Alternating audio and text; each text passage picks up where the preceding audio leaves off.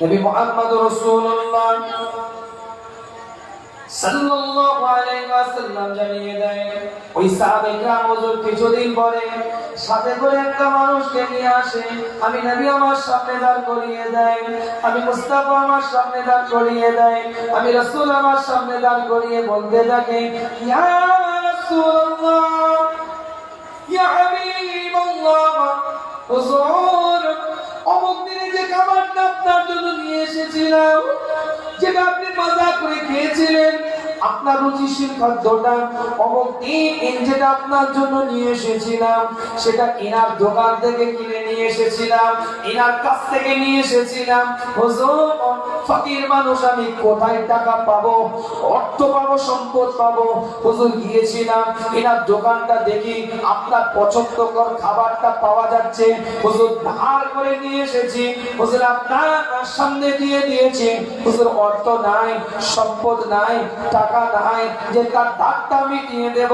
ইয়া রাসূলুল্লাহ, ইয়া হাবিবাল্লাহ, হুজুর আজকে টাকা দেন, তার ধারটাকে পরিশোধ করে দিন। বলছি বুঝতে পারছেন, লকডাউনের বাজার, হুজুরের জলসা নেই।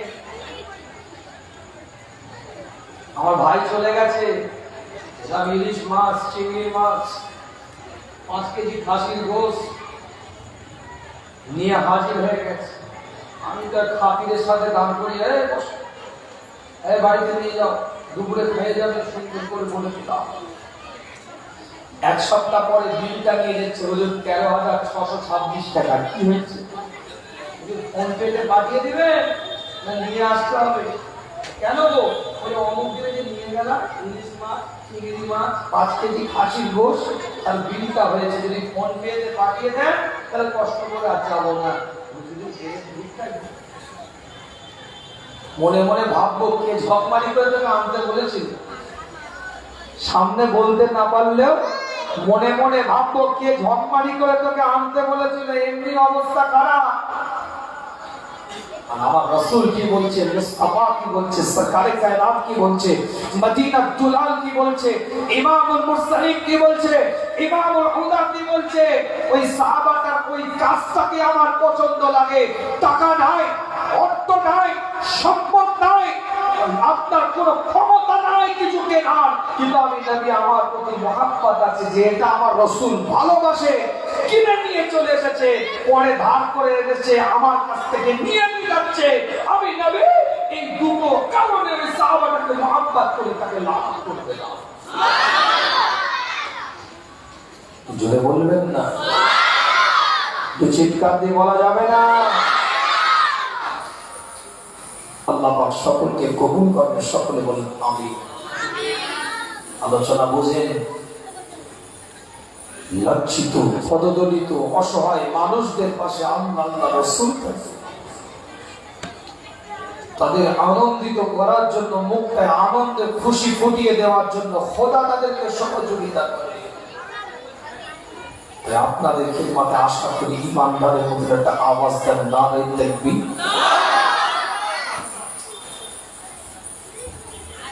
নারে তাকবীর। সিলসিলায়ে ফুরফুরা শরীফ, সিলসিলায়ে ফুরফুরা শরীফ, মাসলাকে মুজাদ্দিদ জামান, মাসলাকে মুজাদ্দিদ জামান। নারে তাকবীর, নারে তাকবীর। আল্লাহ নবী, আল্লাহ রাসূল। সাহাবে কেরাম হুজুরদের সাথে আলাপ আলোচনা করে, সাহাবে কেরাম হুজুরদের সাথে কথাবার্তা বলতে থাকে। এই পৃথিবীটা মানুষকে তৈরি করেছে, এই পৃথিবীটাকে মানুষকে আল্লাহ পাক পাঠিয়েছে, মানুষকে পৃথিবীর বুকে পাঠিয়ে দিয়েছে শরীয়তটা বোঝার জন্য, দ্বীনটা বোঝার জন্য, ইসলামটা বোঝার জন্য, কোরআনের আইনগুলোকে বোঝার জন্য, কোরআনের হুকুমতটাকে বোঝার জন্য। বাস্তব নিজের মন থেকে আপনি প্রশ্ন করেন, নিজের বিবেককে একটু প্রশ্ন করেন, নিজের বিবেকটাকে একটু জিজ্ঞাসা করেন, কেন আল্লাহ আপনাকে তৈরি করলো, কি দরকার ছিল তৈরি করার, কি আপনার কাছ থেকে আল্লাহ আশা করে, কি আল্লাহ আপনার কাছ থেকে চায়, একটু জানার দরকার আছে না নাই? আর বাস্তবে সেই আশা অনুযায়ী আপনি আমি কর্মগুলো পালন করছি কিনা, নিজের মনটাকে একটু প্রশ্ন করে। 20 বছর তো জীবন যাপন করলেন, 30 বছর তো জীবন যাপন করলেন, 40 বছর তো জীবন যাপন করছেন, 50 বছর তো হায়াত হয়ে গেল, 60 বছর 70 বছর তো হায়াত হয়ে গেল। এটা তো ভাড়াটিয়া বাড়ির মতন আল্লাহ পাক আপনাকে আমাকে থাকতে দিয়েছে। এই জায়গায় থেকে অরিজিনাল বাড়ির কি কাজ আপনি আমি করলাম? আউয়াল মানজিল মিনাল আখিরাত, আখিরাতের প্রথম মঞ্জিলের কি কাজ আপনি আমি করলাম? একটু আপনার আমার জানার দরকার আছে। এই ভাড়াটিয়া বাড়িতে থেকে জীবনটাকে কিভাবে তৈরি করলেন, জীবনটাকে কোন রাস্তায় পাঠালেন? আজকে আখেরি 4 সোমবারের দিন আলোচনা করার চেষ্টা করেন, আলোচনা করার চেষ্টা করেন। আপনার এই প্রেরণা বলে যায় আখেরি মানে হচ্ছে শেষ। 4 সোমবার বলতে এখানে ফার্সি শব্দ এটা, এটা সফরের শেষ বুধবারকে 4 সোমবার বলা হয়, বুধবারকে ফার্সিতে সোমবার বুঝবেন না। আজকে যে দিনটার মধ্যে বসে আছে এই দিনটা হচ্ছে আখেরি 4 সোমবার। আপনি আমি সোমবার, মঙ্গলবার, রবিবার না না না, আখেরি মানে হচ্ছে শেষ। আর ফার্সিতে বলা হয় 4 সোমবার। 4 সোমবার বলতে বুধবারকে বোঝায়। সফর মাসের রবিউল আউয়াল মাসের আগে যে মাসটা আসছে সেই মাসটাকে সফর মাস বলে। এই সফর মাসের শেষ যেটা বুধবার সেটাকে 4 সোমবার বলা হয়েছে আখির। এই দিনটাতে আমার নবী মুহাম্মদ রাসূলুল্লাহ সাল্লাল্লাহু আলাইহি ওয়াসাল্লাম জান্নাতুল বাকিতেও গিয়েছিলেন সুস্থতা হওয়ার পরে। জান্নাতুল বাকিতে গিয়ে জিয়ারত করেছিলেন, কিন্তু হুজুর মওতের কথা বারবার বলতেন। আল্লাহ নবী আল্লাহ রাসূল অসুস্থতার পরে দুর্বল যখন হয়ে গেলেন, অসুস্থ যখন মুস্তাফা হয়ে গেলেন, অসুস্থতার পরে 17 ওয়াক্তের নামাজ আল্লাহ নবী আল্লাহ রাসূলের প্রথম খলিফা সিদ্দিক আকবর রাদিয়াল্লাহু তাআলা আনহু মসজিদে নববীতে পাঠ করেছিলেন। 17 ওয়াক্তের নামাজ, একটা দুটো নয়। নবী মুহাম্মদ রাসূলুল্লাহ সাল্লাল্লাহু আলাইহি ওয়াসাল্লাম খুব দুর্বল অবস্থায় যখন মসজিদে নববীতে পৌঁছালেন, হুজুর মসজিদে নববীতে বসে বসে সেদিন একটু কথা বলেছিলেন। কথাটাও শান্তনামূলক ছিল।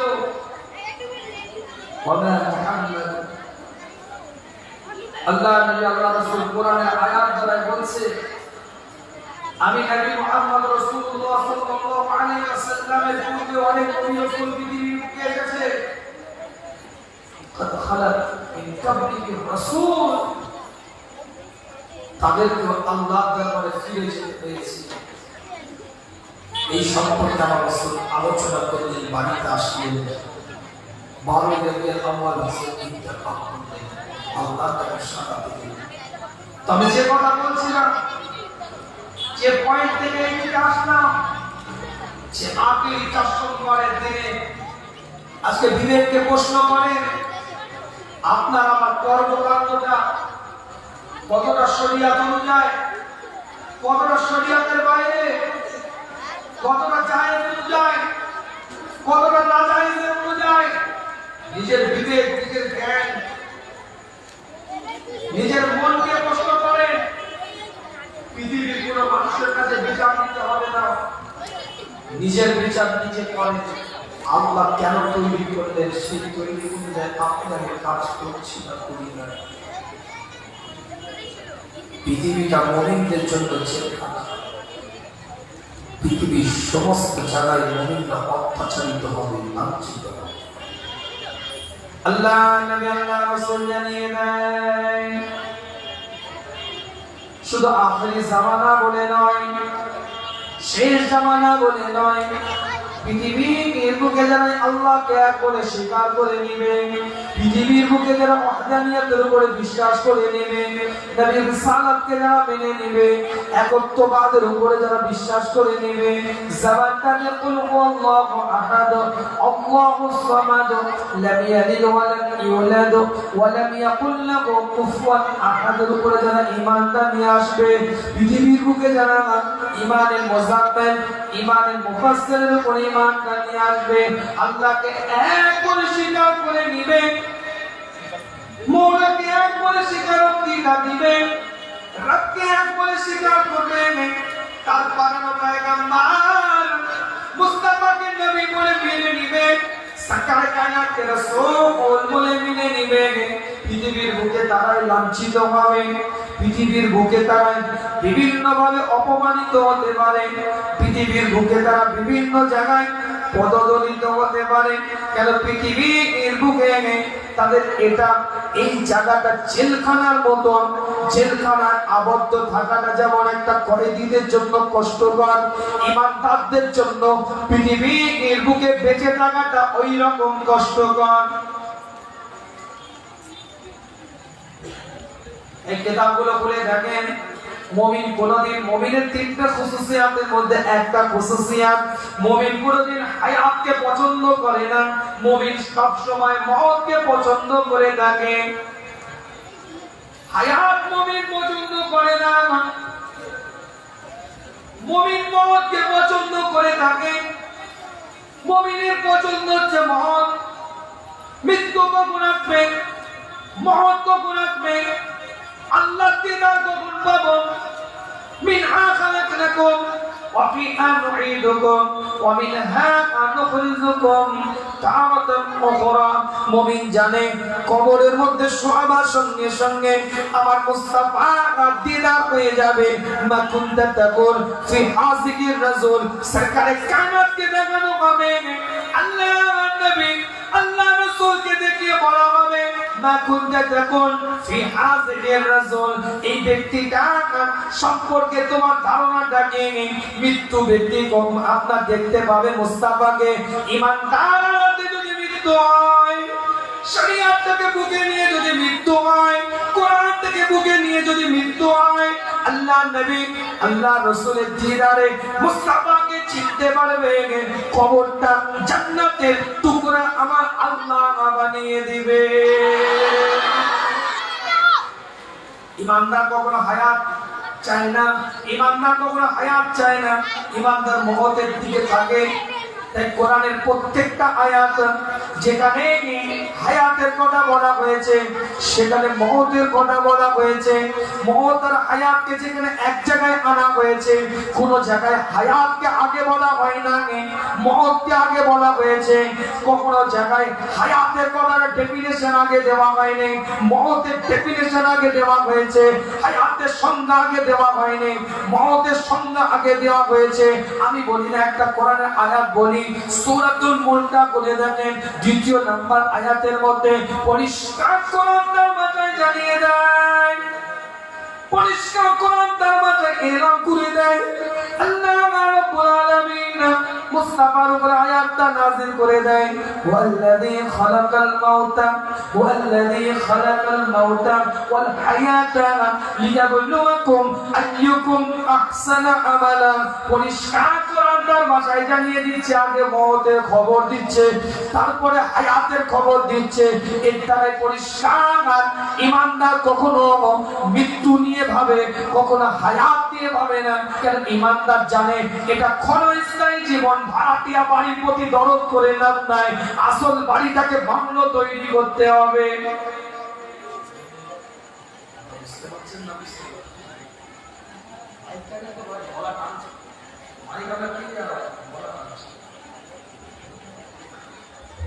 ভাড়াটিয়া বাড়ি,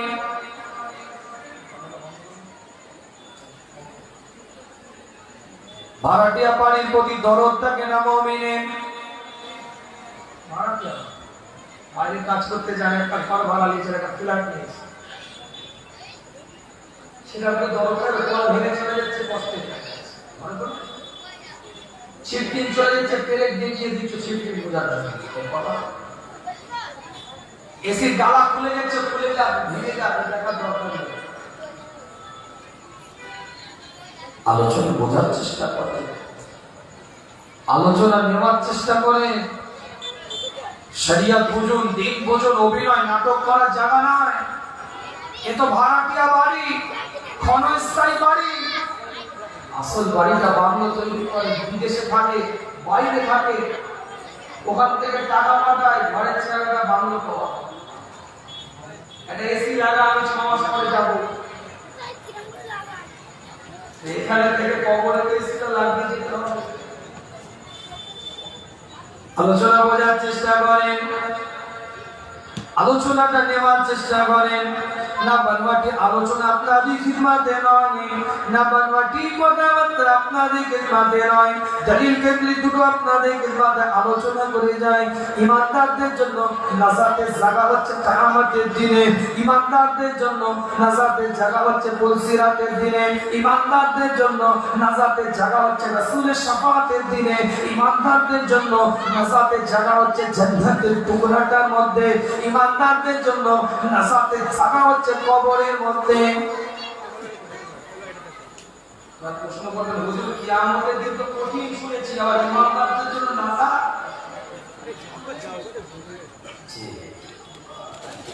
আমরা সবাই জানি, আমি বলি না, কোরআন বলছে আল কারিয়াতু মাল কারিয়া ওয়া মা আদরাকা মাল কারিয়া ইয়াওমা ইয়াকুনুন নাসু কাল ফারাশিল মাবথুথ ওয়া তাকুনুল জিবালু কাল ইহনিল মানফুশ। আমি বলি না, কোরআন বলে। ব্যাখ্যা পেয়েছেন আপনারা? ইযা যুলজিলাতিল আরদু জিলজালাহা উররিকাত লিকিয়ামিন সাআতিন। যে কিয়ামত খুব কঠিন হবে, কিয়ামতটা খুব কঠিন হবে, পাগলের মতো হয়ে যাবে। সূর্যটা কত দূর নেমে আসবে তাও জানেন, 12টা মুখ হয়ে যাবে তাও জানেন। কিন্তু ইমানদারদের জন্য কষ্টের দিন নয়, ইমানদারদের জন্য তো কষ্ট নয়। ইমানদারদের জন্য সর্বপ্রথম আল্লাহ এলান করছে সাবআতু ইয়াদিল্লুহুমুল্লাহু যিল্লা। আমি বলি না, রাসূলের হাদিস বলছে সাবআতু ইয়াদিল্লুহুমুল্লাহু যিল্লা ইয়াওমা লা যিল্লা ইল্লা যিল্লাহু আও কামা ক্বালা আলাইহিসসালাতু ওয়াসসালাম। সর্বপ্রথম ইমানদারদের জন্য আমার আল্লাহ 7টা আরশের ছায়ার নিচে 7 শ্রেণীর মানুষকে দাখিল করার সুযোগ দান করে দিবে।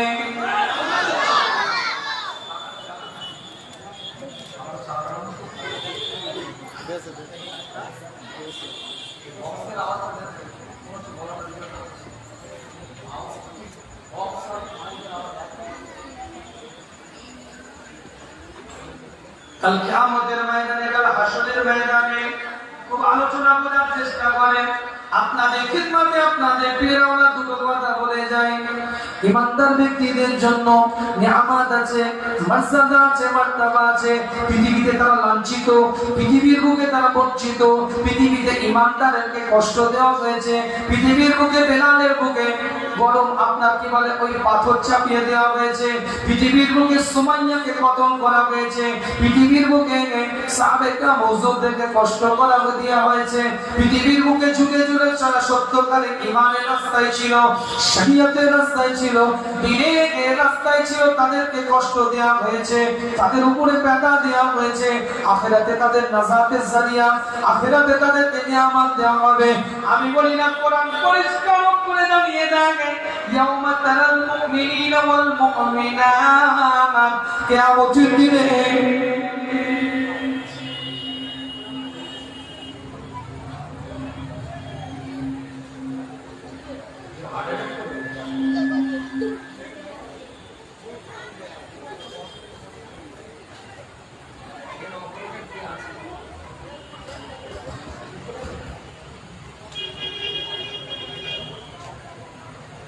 মাইক চাপ মাঝে মাঝে চাপ করছে, বুঝলি হার্ট অ্যাটাক করে।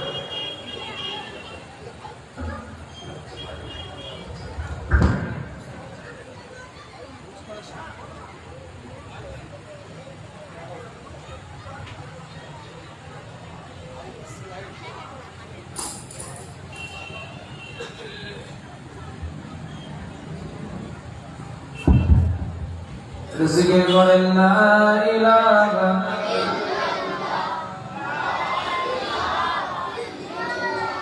লা ইলাহা ইল্লাল্লাহ मैं खाना गिरा बुत खाना बना मैं खाना गिरा बुत खाना बना बुत खाना पलट कर काबा बना मैं खाना गिरा बुत खाना बना बुत खाना पलट कर काबा बना पुरदत से उजागर मुर्दों को करवा दिया कमली वाले ने बोला इलाहा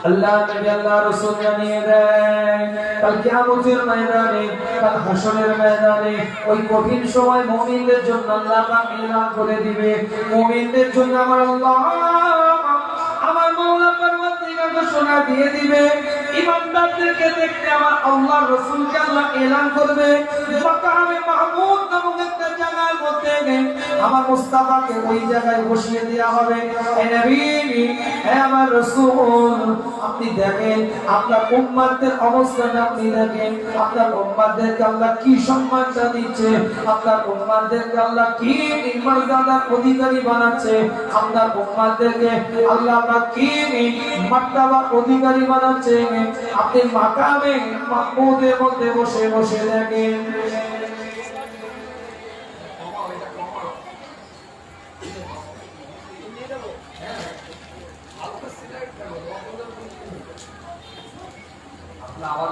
অসুবিধা হচ্ছে নাকি সব ঠিক আছে তো তাকবীর দাঁড়িয়ে নারে তাকবীর তাহলে মুমিন কবরের মধ্যে চলে যাবে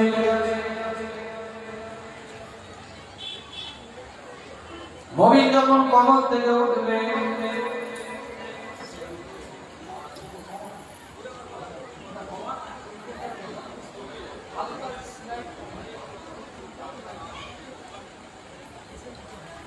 মুমিন যখন কবর থেকে উঠবে কবর থেকে ওঠার পরে যখন মুমিনকে দান করিয়ে দেওয়া হবে কাতারে কাতারে মুমিন দাঁড়িয়ে যাবে ইয়াওমা তারাল মুমিনিনা ওয়াল মুমিনাত মাকামে মাহমুদের মধ্যে আল্লাহর নবী মুহাম্মদ রাসূলুল্লাহ সাল্লাল্লাহু আলাইহি ওয়াসাল্লাম বসে বসে দেখবে মুমিনরা কি করছে ঈমানদাররা কি করছে পৃথিবীর বুকে যারা লাঞ্ছিত হয়েছে পৃথিবীর বুকে যারা অপমানিত হয়েছে পৃথিবীর বুকে যারা বঞ্চিত হয়েছে পৃথিবীর বুকে আল্লাহকে আল্লাহ বলার কারণে যারা রাস্তায় চাচা বলেছে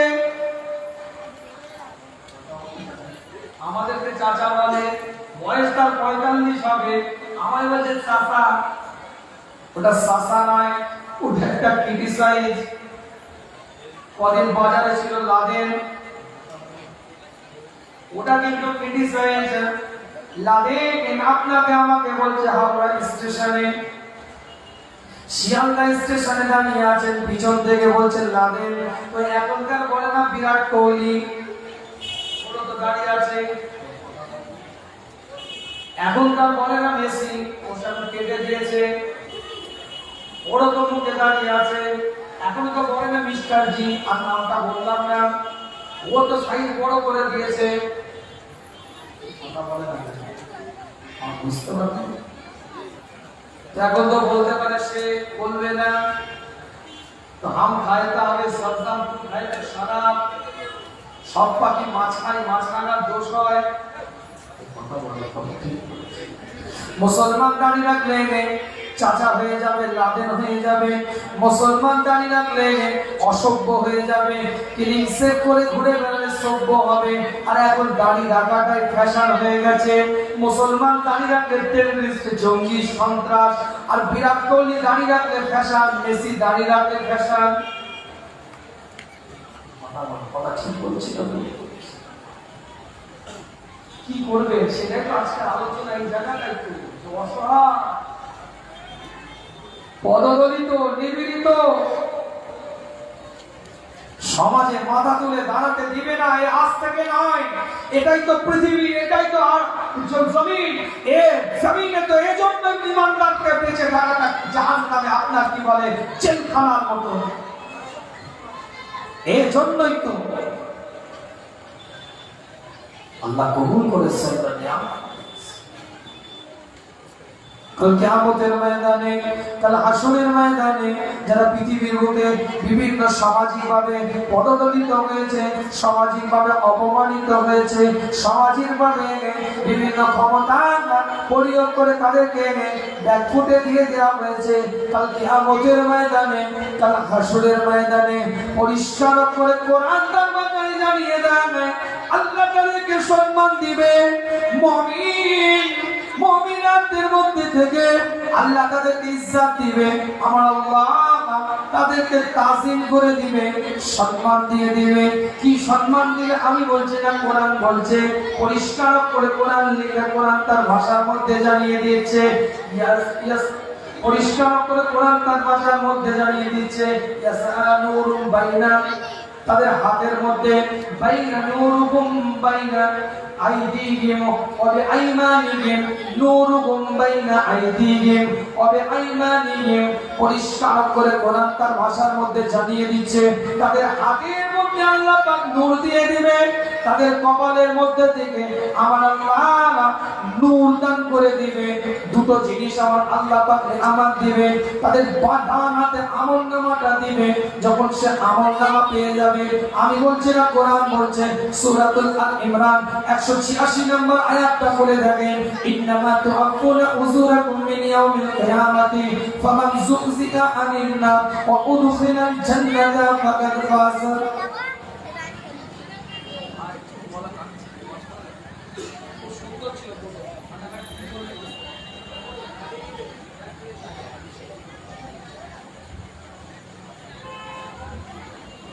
পরিষ্কার কোরআন তার ভাষার মধ্যে জানিয়ে দেয়, ইন্নামা তুআফুনা উযুরাকুম মিন ইয়াউমিল কিয়ামাতি ফামান যুযিহা আনিন নার ওয়া উদখিলাল জান্নাতা ফাকাদ ফাজ।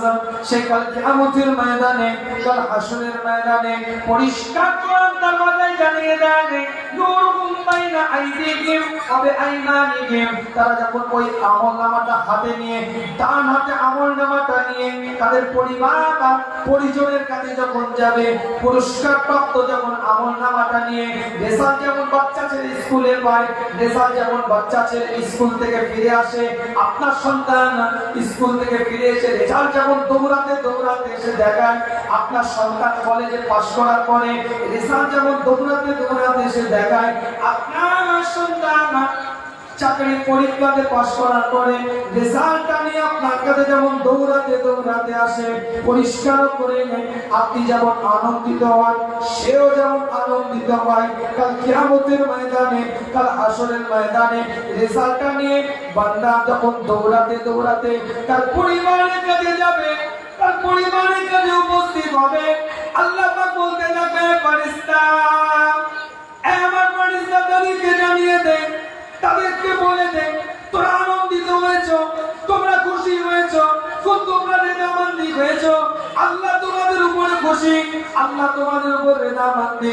শুধু এটুকু তোমাদের ডানাতে আমলনামা দিয়ে ছেড়ে দিবে, এটা নয়, তোমরা এদিকে এসো, আল্লাহ পাক এলান করে দিবে, ফেরেশতা নূরুকুম বাইনা আইদিহিম ওয়া বিআইমানিহিম।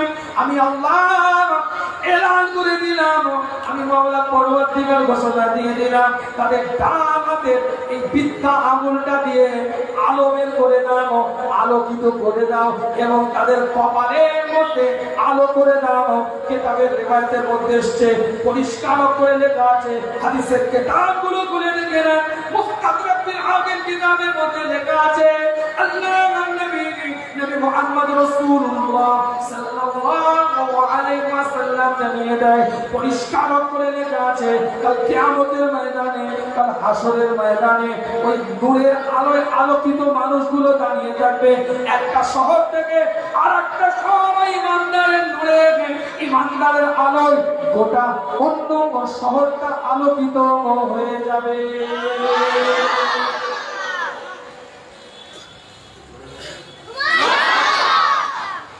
রব্বি